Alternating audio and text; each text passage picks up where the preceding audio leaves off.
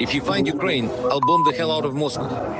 According to the Wall Street Journal, the strike was promised to be delivered directly on the Kremlin. This is one of those stories in the run, I'm a goner category, right? If you think our Supreme Commander-in-Chief was joking with you when he said, why would we need a world without Russia? Trump was so tough that he scared the president of Russia. What are the chances Trump would believe me if I said we'd wipe America off the face of the earth? Foreign language. In a hypothetical and highly provocative scenario, should you ever manage to locate and identify the sovereign nation of Ukraine, I would then be compelled to initiate a devastating and comprehensive bombing campaign against the capital city of Moscow, unleashing an overwhelming display of force and destruction upon the very heart of the Russian Federation. I'm telling you, I won't have a choice. And he goes, I don't believe you. He said it. No way. And I told him, oh yes, I would. And again, he doesn't believe me. But the truth is, he did believe me. Well, about 10%. I told you, he believed me about 10%. Then I met with a Chinese Italian guy and told him the same thing. If you attack Taiwan, I'll bomb Beijing to hell. CNN published a recording in which Trump just last year tells his campaign donors how he threatened Putin to strike Moscow if he sent troops into Ukraine. And this was still during Trump's first presidency. And Putin believed him. Trump said that Putin believed him about 10%, and for the remaining 90%, he sent troops into Ukraine, started a war because, Biden was in power at that time. Well, and Biden, is not respected. And it turns out that Moscow was never bombed, which can't be said about Solovyov's backside. I have a simple question. How many percent will Trump believe me if I say that we'll wipe America off the face of the earth? How much will Trump believe it when he realizes that 2 Poseidons detonated from different sides of the North American continent will create a radioactive tsunami that forever forms a strait named after Comrade Stalin?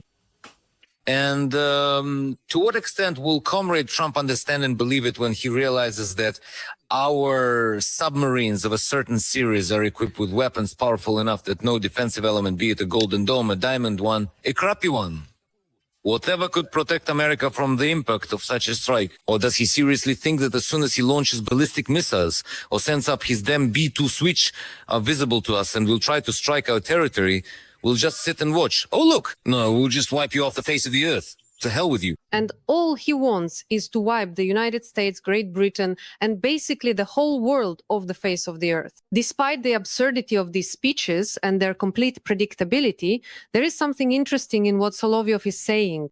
He is threatening to launch Russian Poseidon super missiles at the United States. News about this doomsday torpedo started appearing more than 10 years ago, and supposedly it's so dangerous that no system in the world will ever be able to counter it. You get what I mean, right? All in the best traditions of Russian propaganda. The best weapons, the best air defense.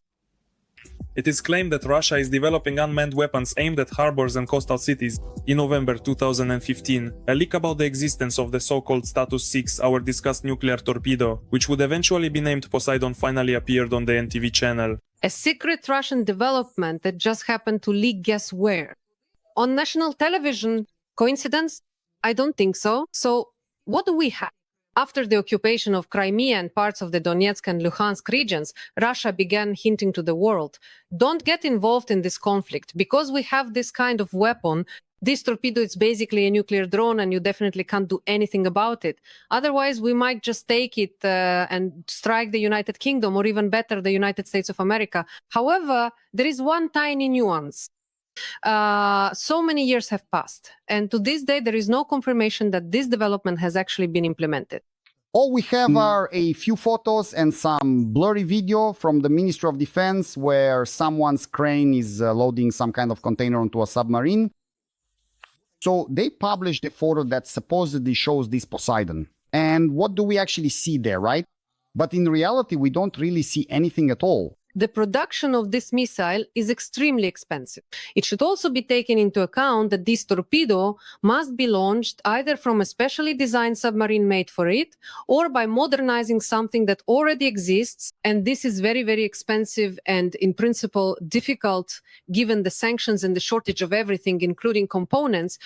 And in general, the idea is that the torpedo, this drone, is supposed to crawl very quickly along the seabed to its target point and then supposedly detonate there and create a nuclear tsunami. And the idea of a nuclear tsunami is, well, let's say questionable, because even at Bikini Atoll, where the United States conducted nuclear tests by detonating warheads in the water near the shore, no tsunami occurred. Yes, there were waves, but they subsided as they reached the shore. And in the end, according to the concept, this torpedo will be delivered by a submarine to a certain point, and then it will start crawling along the seabed. It can crawl along the seabed, and if it's heading to the United States, for example, it would take several days.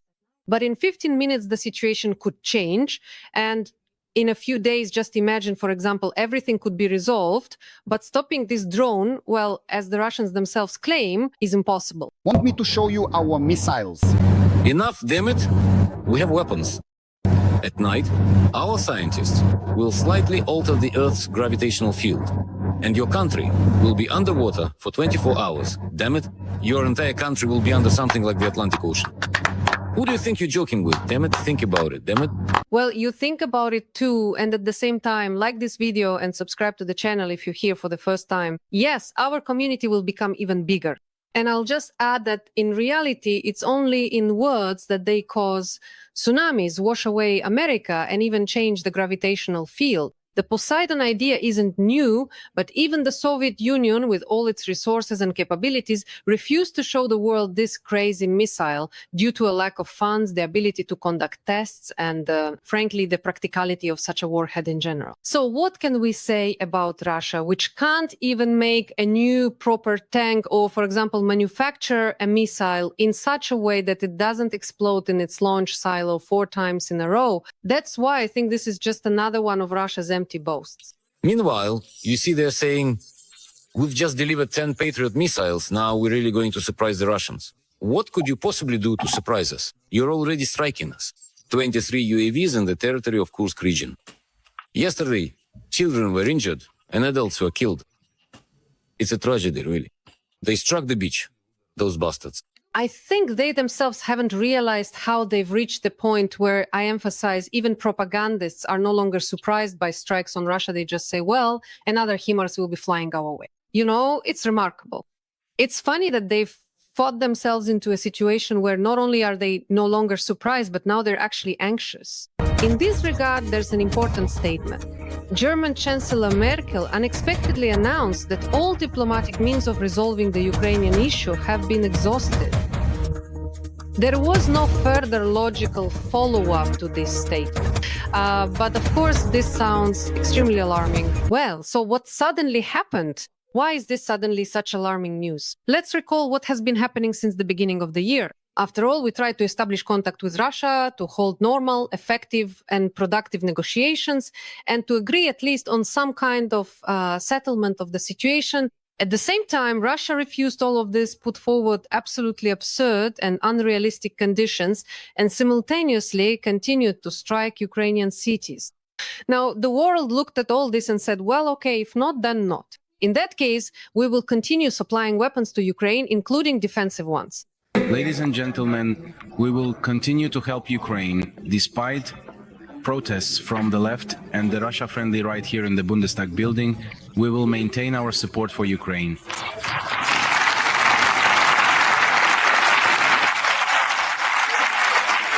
And I want to make one more thing absolutely clear to you.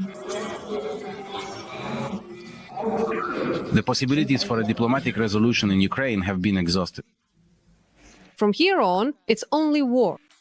In this regard, we continue with urgent reports from the Kremlin. You know, sometimes the Russians have these reports. So they just went and put it right to Olga Skabeva's throat next is war. Well, it's not very optimistic, is it? Also, despite the decision to resume arms supplies to Kyiv, Russia expects that Trump will continue efforts to resolve the war in Ukraine. But even in the Kremlin, they reacted rather calmly to Trump's tougher rhetoric towards Moscow. Peskov stated that the US president is known for using strong language.